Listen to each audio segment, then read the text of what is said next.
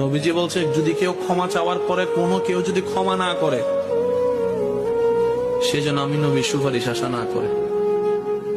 খুব মারাত্মক কথা কিন্তু।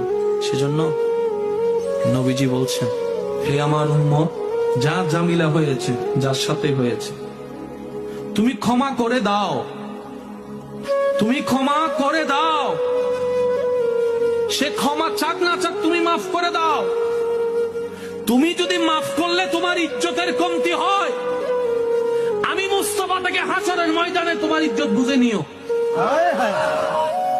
বিশ্বাস করেন, প্রতিশোধের যতটুক শান্তি, তার চাইতে বড় শান্তি হচ্ছে মাফ করে দেওয়া। আমাকেও বলার দরকার নাই, কাউকে শোনানোর দরকার নাই।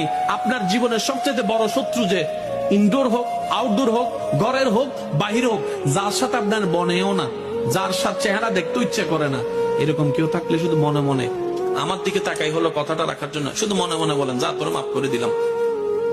দেখবেন আপনার মনে এটা কেমন যেন একটা শান্তি লাগা শুরু করবে। বিশ্বাস করেন ভাই, রাগ, হিংসা, অহংকার এগুলো শয়তানের জিনিস। এগুলা নিয়ে কেউ শান্তিতে থাকতে পারে নাই। হারালেই জিতা যায় না, হারালেই। অনেকে আছে কই মামলা করছে, আমি কি হারবো নাকি? দরকার হলে 10 খানি যা জমি আছে এগুলো সব বিক্রি করে দিব, তারপরও জিতে লাগবে। আপনি 10 খানি জায়গা শেষ করে